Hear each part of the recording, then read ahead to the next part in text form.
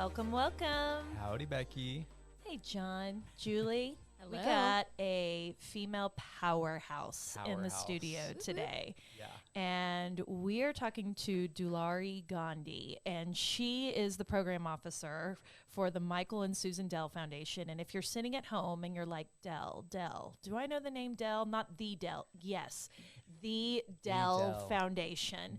And while she's doing that, which to me seems like that would be like a 70-hour-a-week job, she is also the principal founder of D. Gandhi Communications, which is this amazing strategic communications firm that kind of helps nonprofit organizations and social impact entrepreneurs do amazing things through the way that they communicate and storytelling. So I am so excited to talk to her today. She's Dulari, welcome to the show. Thank you so much for having me. Oh, we're so thrilled you're here. I mean, I want to read a little bit about your background, which is so impressive. But if you are someone who is in the grant space today, I mean, this is your jam. This is your day, because we're going to be talking about how do we bring our best selves to grant applications. And I think that this is just a very intimidating thing to do, especially when you have something like the Dell Foundation or you're talking about the Gates Foundation. I mean, these mega foundations that are moving the needle in such a massive way globally to end and combat the biggest crises that are facing our world. And so Dulari's going to break it down for you because she is a kind soul. We've visited with her just a little bit. She's a good human and a good person, and she's going to take a lot of the fear out and give us some tips. Absolutely. And again, thank you so much for having me. It is such a wonderful opportunity to really, I think, demystify some of the things that are unnecessarily mysterious for our nonprofit sector. So I'm really glad to be here and be ambassador for the foundation and frankly, for everyone who is trying to break in to some of the more siloed aspects of our work. So just as on background, I grew up in New York City and left in 2010 to move to DC and do some work there for a while. But in all, I think that, you know, my work has been really heavily involved in social impact, even before I knew that that's what I was doing, right? And so I think that's the funny thing about it. And as I look back on about 12, 13 years of working experience, I started as a public health advisor for the city of New York, and then did some development work for the Global Hunger Project, which is also based in New York. And I moved to DC to start doing some contracting work for the Substance Abuse and Mental Health Services Administration. And at that time was really starting to think about storytelling and public health storytelling and what it means to share information in a way that's really accessible for folks, right? And that's really what that role was about. And just found a passion. I found a passion in that work in a way that I had not found before. And I knew that there were lots of strands coming together there.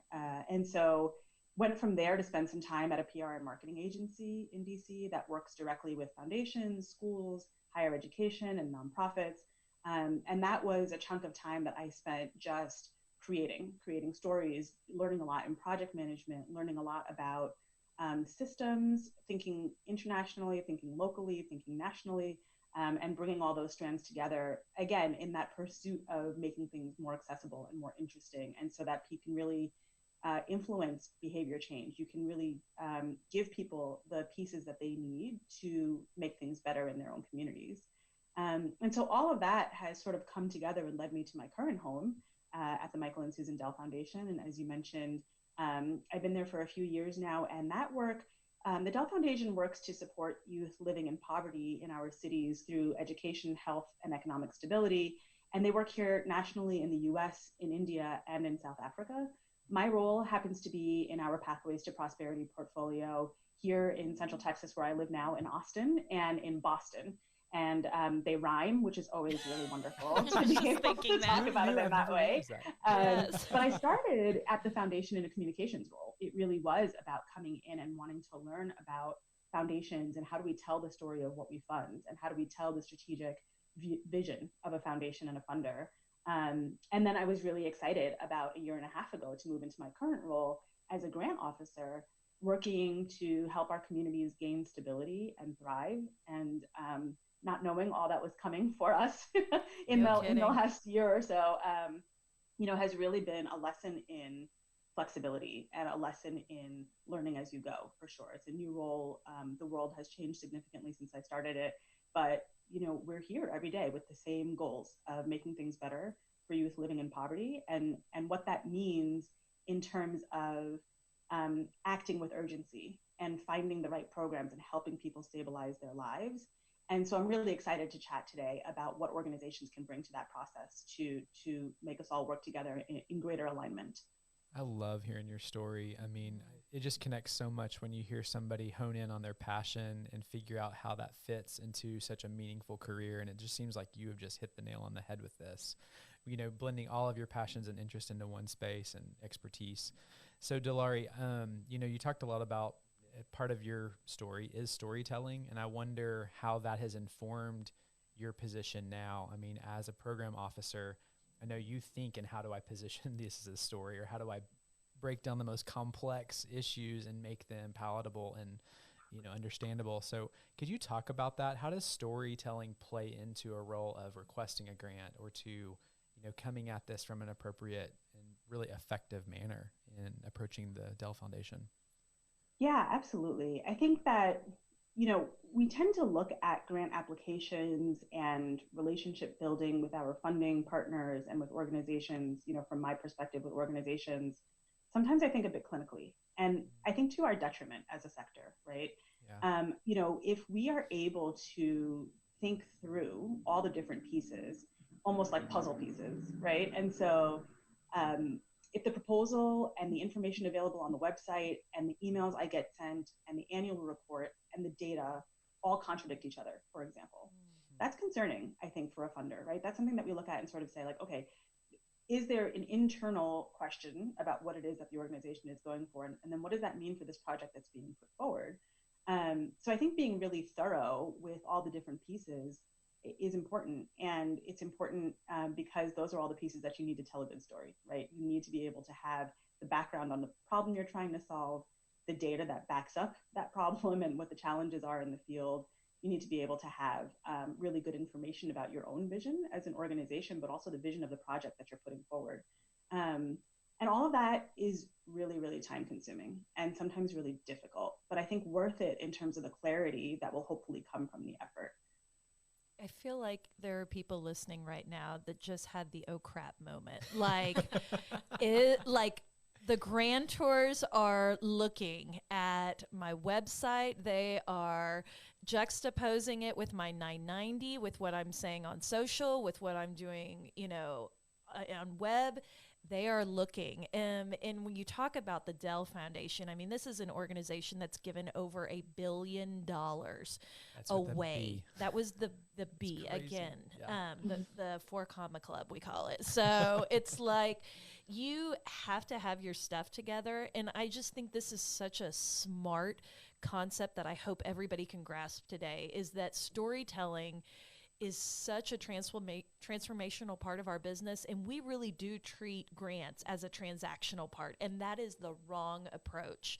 If you can look at how we walk into a grant submission, a letter of inquiry, whatever it is, it is, again, it's no different than fostering that relationship with a top donor, and it starts with bringing them to love your mission and giving them a sense of who your people are, the need that you're up against. And while data is amazing, and Dulari is clearly going to be looking at your data, it's like you have got to be able to represent it in a way that can tell a story clearly, succinctly. And I'm going to guess that as much as it's a red flag that if that's not being done, it's as much a white flag, green flag. I don't know what the right flag is. It's a positive marker.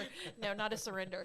It's like it's a really positive thing for you when you see it all gel, when you see it all unify, and then you think, there might be something here. I'm really interested in this. I want to know more. I don't want to assume that, but that's what I would assume from something like that. So you can discount that. No, I think that's right. I think that, when you have, I like to use, the internet's favorite, explain like I'm 5 rule. Oh, like, yes. The Dunder Mifflin. Yes. Totally. Like, lots of the details and the how is complicated, and it should be complicated because social change is complicated, right? So I totally understand that when you get into the weeds of things, it gets really, really hairy. But if I'm unable to distill the basics down to make everyone around me understand the work, I cannot be a good ambassador for that work inside of my organization. And I think as leadership in our different grantee organizations and in the nonprofit space, think about program officers as your ambassador inside of a larger funding organization.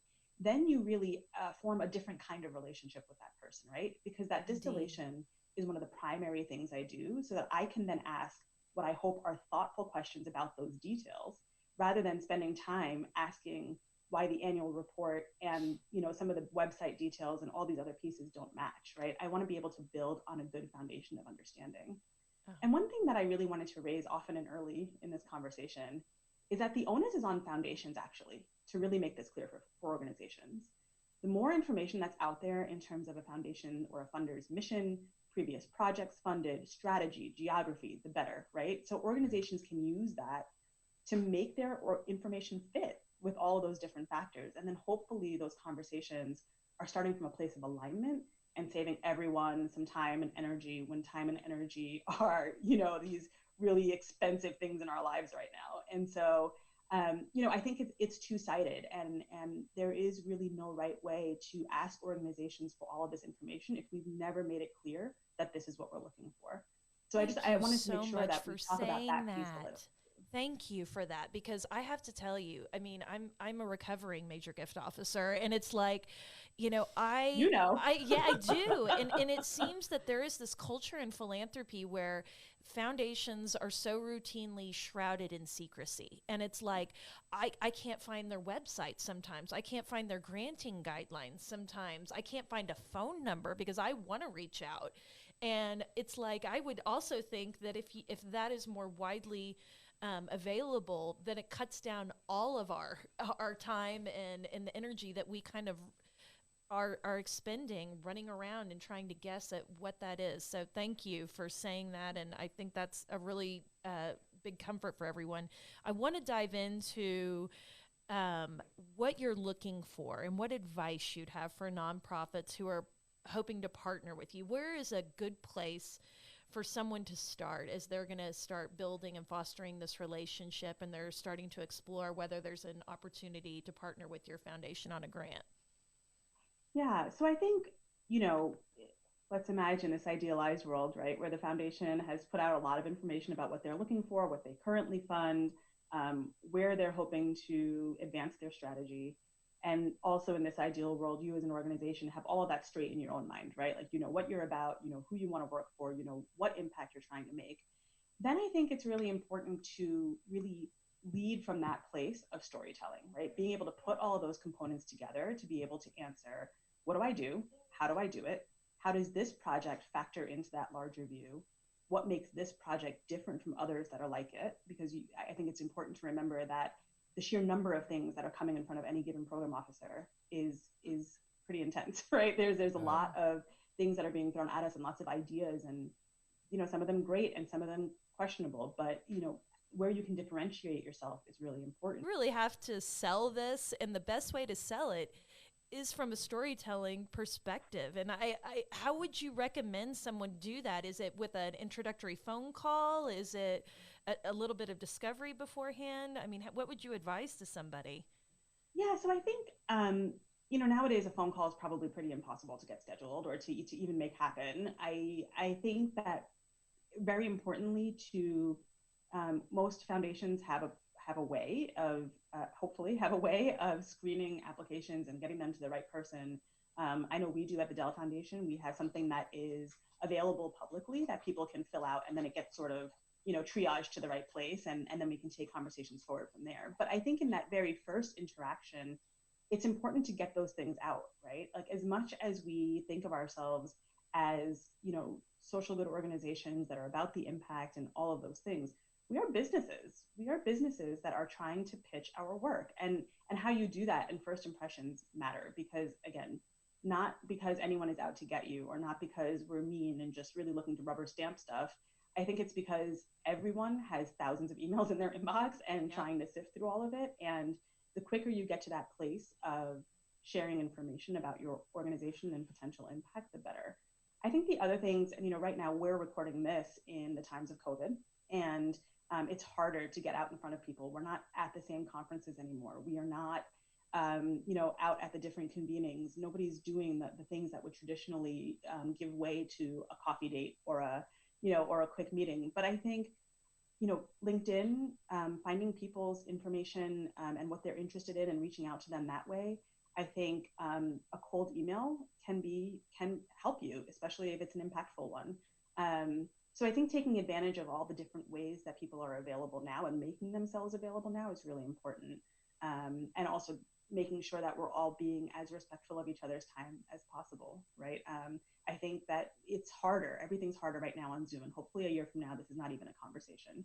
But when we are in the process of scheduling time to be on camera, let's make that conversation worth it, right? Let's advance something from that conversation. And if you go into that conversation with that goal, I think it serves everyone. Yeah.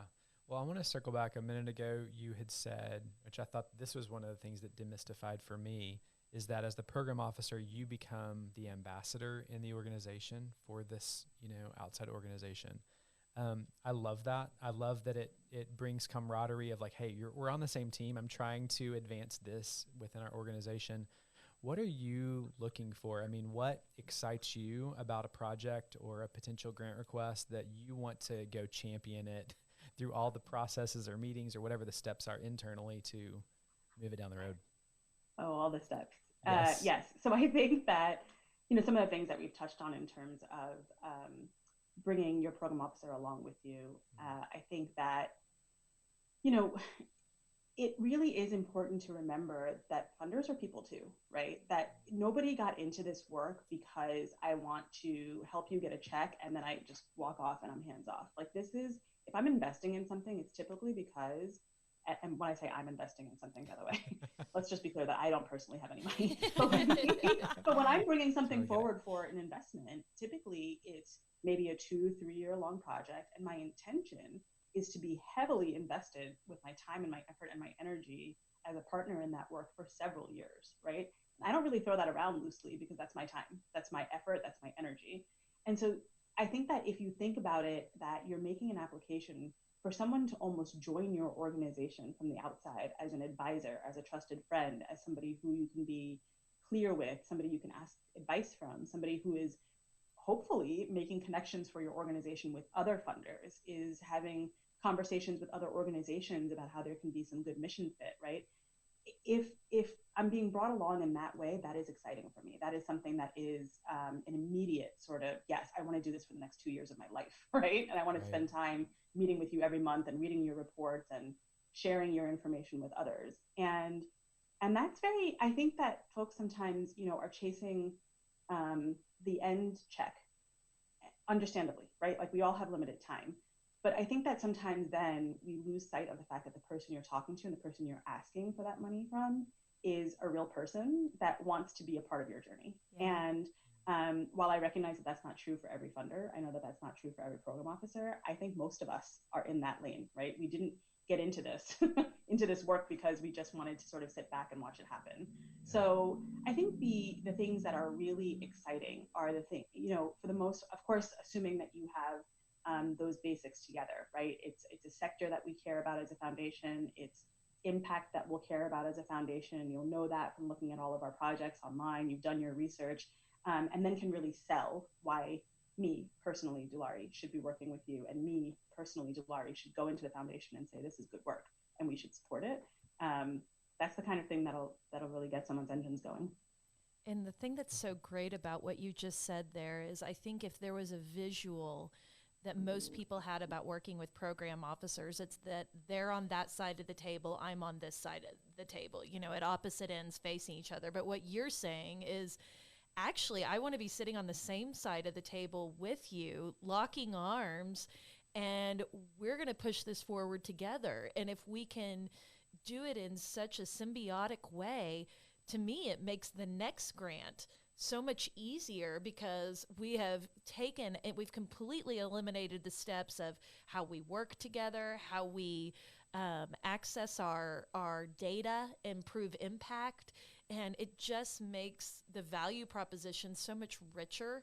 And I just think that that was a really, really smart hack. So if someone's going to do that and they're going to come over to your side of the table and sort of make you an extension of their team, you know, what would be some things that would leave some lasting impressions with you that would allow people to bring their best selves to the application process?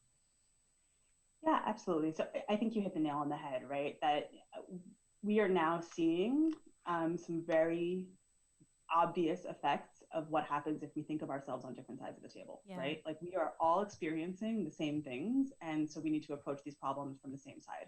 And I think that the recognition of that upfront it sounds silly, but actually saying upfront, I want to partner with you on this work, right? Like I'm writing this application for funding, but it's actually an application for partnership.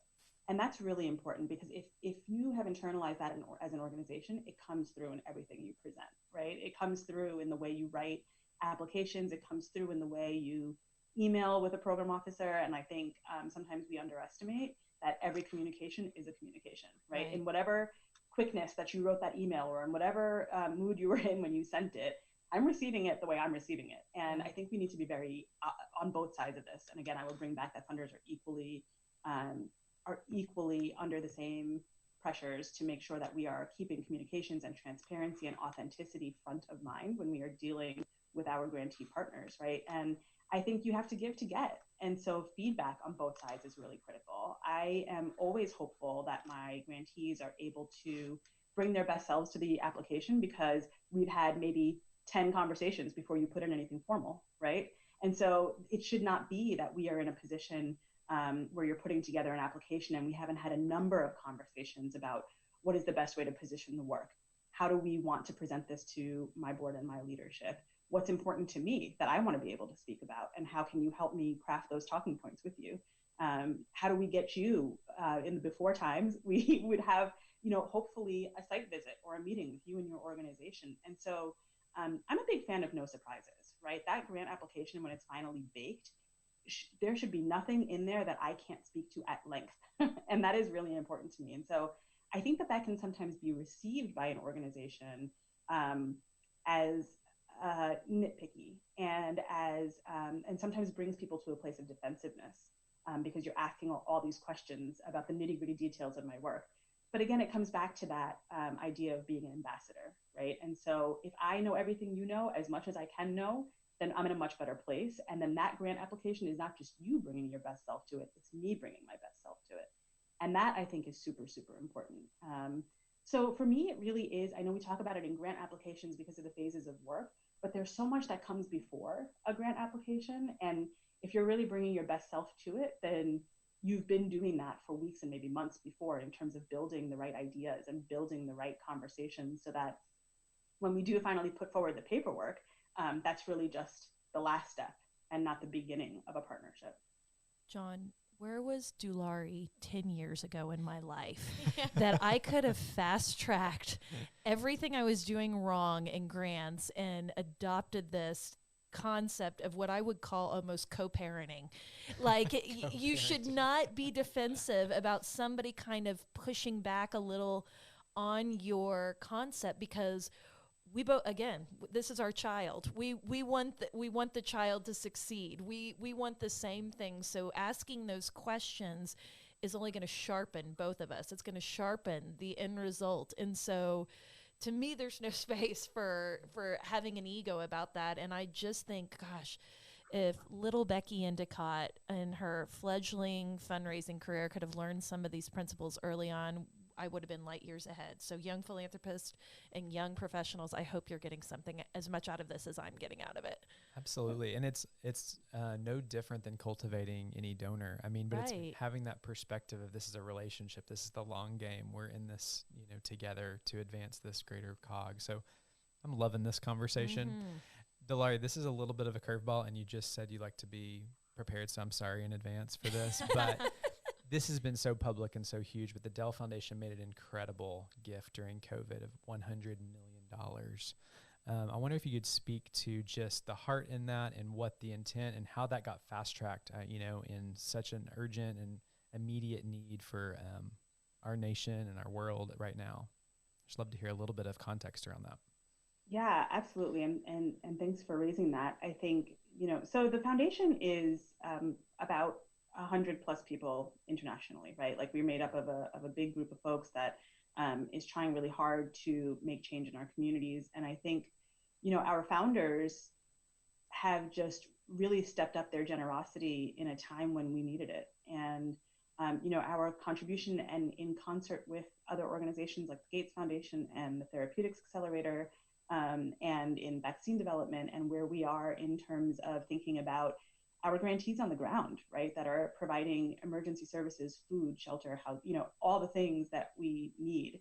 Um, I would be remiss to speak on behalf of my founders in terms of the how and the why and the decision making, but I will say that one of the things that has been really important to all of us who have been sort of given this wonderful responsibility of figuring out how to activate those dollars in support of our communities is that a lot of our existing grantees had to pivot on a dime and are continuing to pivot. I mean, they're practically spinning, like it's been an unimaginable amount of stress and work on our nonprofit organizations that have had to really think about the people that they serve, had to think about immediate needs, had to put aside some of their, things that were years and years in the making. I mean, you all know, having, worked in nonprofit and worked with organizations, that the things that we plan for, as much as we can plan for, when they get upended and having to respond in a moment to the people who are crying out for help, to be able to support those organizations and to be able to put our best thinking and our best flexibility forward for them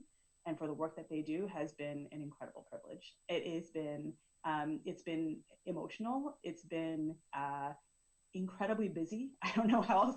I feel like busy is not even the word for what is happening here. Yeah. And for us, it really is just about showing up every day and being as supportive as possible, because those organizations are out there delivering food, they're delivering Chromebooks, they're delivering all the things to people who need it the most. And really, the best we can do is to show up for them every day. That's the job right now. And so I'm really thrilled to be in a position to do that. What a kind response. And I also think it speaks to how savvy a philanthropist your founders are, because that gift was made like the announcement was like April 3rd.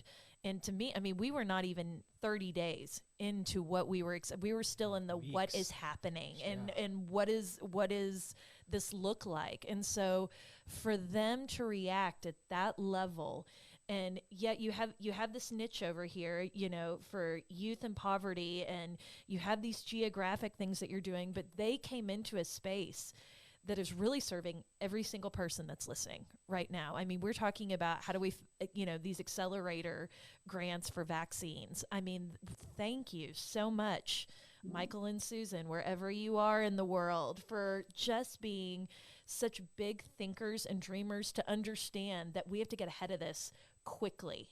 And while we don't know what this is, we know that it's going to take extraordinary resources, and it's going to take many of us coming together. And to me, that is the biggest takeaway that I've seen in the way of the light and the hope of the pandemic, is that if you are someone who's living in your corner of the world and you're just doing things for yourself, we're not going to thrive as a society. But if we can come together in spaces and look out for one another, even if in your case, Dulari, with the Dell Foundation, this is a little bit outside of our purview. I mean, it's still kind of in the same vein for sure, but it's like that sort of abundance mentality of we have all got to come together and share what we have and make life better for those around us. It just makes it more palatable to be enduring something like this. So if we don't take anything away, which I haven't taken a million things away, I just simply want to say thank you for not only the Dells, but the entire team of 100 plus people who got behind them and said, yeah, I'm going to be a part of pushing this forward. And I'm sure you're a big part of that. So again, it's another team approach that I think is just smart. And that's how these big philanthropies are going to be leaving smaller philanthropies that have this siloed thinking behind. Yeah. I will share that a couple of years ago, and I have pandemic brain, so I can't give you the exact date on this, but a couple of years ago, we came out with just a list of guiding principles, right, of how the foundation thinks about social impact. And my favorite one has to be take the risk your challenge deserves. And I think that is such an important guiding principle, because the challenges are big, and so you've got to take risks. And I think that, in front of us, it's like, you're right, that COVID is out of all of our purview, right? If nobody knows how to nobody really living right now is in a position to know what it takes to deal with a global pandemic, right? There's no playbook for that. Well, where there are playbooks, I should say, they're not really uniquely suited to our situation. And so, Correct. You've got to take risks and listen and learn from everyone around you and be able to say, we're here to make things better. And I just can't say enough about our founders and the generosity that they've shown in this moment when we really, really need it. Thank you. Take the risk your challenge deserves. I love that. I kind of want to add that into our ethos. How can We need bake to put that in? on a napkin or something, It's a poster for I our want size. something more permanent. I was thinking more of like a wall canvas. Fantastic. A coffee mug. That's wonderful. I love that. Go ahead. Well, I just have to think that Dulari has amazing stories that she's been able to witness in this position, whether it's with Gandhi Communications or if it's with the Dell Foundation. Is there a particular moment in philanthropy that has stuck out with you or just stayed with you because of its personal impact on you?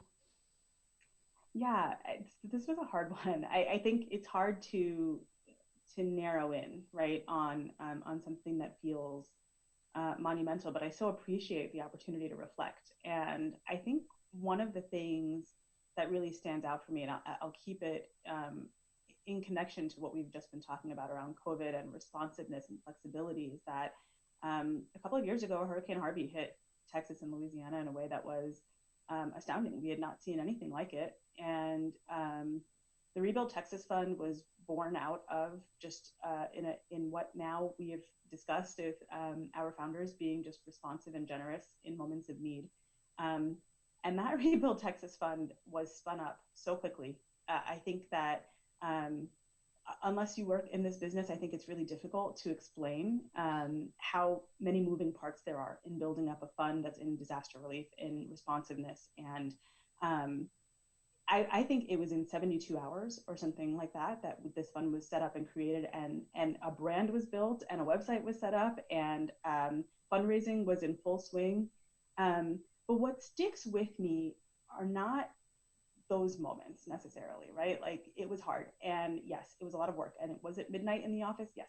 But I think that what sticks with me is that fund ran for a few years, and the grant making was so thoughtful and so business minded and so forward looking in terms of building resiliency in communities, right? Not necessarily building resilient people, because all people are resilient, but building resilient communities. And what does that mean? And I think when we think about the grants that were made there in terms of how are we making it easier for people to get loans to get new cars for cars that were flooded out, and we're in Texas and you really do have to drive everywhere, right? How are we making it easier for people to rebuild those pieces of their lives? How are we making it easier for people to be in a position where if their jobs no longer exist, how are they getting retrained for those jobs in a place where the streets don't exist anymore? Right. And I think that some of that, the thoughtfulness and the forward-looking nature of that philanthropy has stuck with me in a big way, because it really is about anticipating needs, and it is about, at the same time as you're listening to what people are telling you are the needs right now, and it has to be both. And if you go in thinking that you know how to solve these things, it's almost always a recipe for disaster. And so we really worked with a ton of organizations and had a ton of support from the community in terms of help us find where we can be the most helpful here. Help us bring in classrooms built on school buses that can come in from other parts of the country and get school going again while we're rebuilding entire buildings, right? Like, what are the smart solutions? And so I think that's something I think about a lot, is what is the need right now? What is the anticipated need? And what are people telling me? And that project really brought that forward for me. Well, you're so impressive, and such a incredible ability to articulate really complex things. So I think you're so well suited for your work. And I'd love to ask a little bit about your kind of consulting side that you do, because I think it's so interesting with Gandhi Communication, and you need to check out their website. We'll put it on the show notes link. But something stuck out to me that, you said you want to help people match their digital presence to match their ambitions and passions. And I think that's so powerful, working alongside nonprofits for 15 years on the consulting side while we love the side hustle piece of things. It is difficult to land that plane. And so I'd love just, your thoughts of how you help your clients do that and what's kind of your process of working together. Yeah, thank you so much for asking. Sure. I think I'm a genuinely curious person. I cannot help myself. Like, I just want to be in your business. I want to know everything about you. What do you want to know? We'll tell you anything. How did you get here? How did you decide to do this work? Why does it matter to you? I mean, I think that when you're consulting with a nonprofit organization or with a social entrepreneur, it's very similar in that somebody is here because they woke up one day, maybe not one day, but they woke up and they said, I want to create something that's going to make the world better. And if you can get to the nut of what really moves someone to do that, because it is not easy, right? Like, being a leader in a nonprofit organization or being a social entrepreneur is not easy work. They're long days. It's every day. There's no breaks. There's no PTO in that world, right? Like, you're generally at it all day long. If you can get to the nut of what makes that person tick and what makes that organization tick, you can then find a million ways to tell that story, right? You can find all the different things that make that organization powerful, what makes that leader powerful. And then it's just about weaving the story together. To me, that's the most fun part, right? It's kind of like you've got all these different puzzle pieces, and now how do we fit those pieces together to make it so that anybody who comes to this website, or anybody who comes to your LinkedIn, anybody who comes to your Twitter, your Facebook, your blog, your Medium, whatever it is you've got, that they get it right off the bat. And you all understand that because this podcast does a great job of that. I think, folks are immediately drawn into what it is that you do, why you're doing it, why it's important. And the guests you bring on, I think, hopefully myself included, are really helping you tell that story, right? And so digital presence to me is no longer, you have to sort of on your website say you do digital work, but to me, it's the same as everything else, right? Everything's got to tell that story in order to make yourself attractive to clients, customers, funders, whoever it is you're trying to reach. I also think that what you said there is just so important about just being an authentic version of yourself in that space, because if you can do that, and you're not telling people what you think they want to hear, you're not putting out there what you think that they'll want to buy. If you're being an authentic version of who you are, then you're going to get your people that are coming to you. It's the same community of people, of like-minded individuals who are also bringing their passion to this space. And if they're not, if they're not coming, then they're probably not for us. And not everybody is going to be on board with what we're doing. So I think that's a really good lesson there that anybody could implement. And I had never thought about it that way. The last question that we usually ask our guests is, what is your one good thing? And I can imagine that you have a lot of tips around this, because I've just been seeing so much of the advantage of being a communications professional in your space right now, whether it's so strategic, right. The thoughtful amount of pulling in storytelling and messaging and being the harbinger of these key messages as you build relationships is just so smart. What would be your one good thing, Dulari, that you could share with our community that maybe they could implement today? I think I want to phrase this correctly, so I know she's giggling. I can't wait. This is exciting. I think we operate so much from fear, right? And you hit on it a little bit in what you were just saying about bringing your authentic self to any situation. And I think in our personal lives, in our professional lives, in our volunteer work, in our side hustles, it's so important to bring yourself out of fear and operate from a place of strength and operate from a place of value. And nobody's perfect at this, believe me. I can say this all day, but there are times, okay, when I sit here and I'm like, ooh, what am I doing now? Who's letting me do this? Who agreed to this? We say this all the time about this business, for sure. Exactly. But I think if we can all collectively and individually get to a place where we're coming from a place of abundance, you said it earlier today, right? We're not coming from deficit. We're not coming from fear. We understand that there's something out here for each of us and that we can all be successful and we can all thrive. If we internalize that message and we really bring it forward in our work and what that means to each of us, because it looks different for each of us when we're coming from a place of abundance and we're coming from confidence versus fear. I think that is my one good thing. For as much as we can do that, everything in your life will benefit. And I work really hard every day to try to practice that. I went to Dulari to go talk to high school. I want that kids. as a coffee mug too. Yes. Like feeling your Seriously. self-worth, and again, that sense of vulnerability, which is something that is so uncomfortable. Right. Being okay with it and knowing that that is going to help us tap into this abundance lifestyle, that there's enough for everybody. So really excellent tip right there. So, Dulari, how can folks connect with the Dell Foundation? How can they learn more about all the cool things you're doing through Gandhi Communications? So Dell Foundation, Dell.org, it's has everything there in terms of what we're doing and some of what I was speaking to earlier in terms of we share a lot of information about our projects, about where we work, about our strategies, what we're trying to achieve. And so please do check that out. It's a great website full of insights and stories and really good stuff around our grantees and what they're doing, because that is so important. We have to lift up our grantees and share the good work that they're doing because we believe in them and we've put money behind their work. And that. so the stories of what they do, so super important. Please go to Dell.org and read about all of them. They're fantastic. It's only 7 letters. It's so easy to remember. I was thinking that is the shortest URL of all time. It's like, yes. because .org is almost as long as the Dell part. That's right. That's right. We had some built-in luck there in terms of how that naming worked out.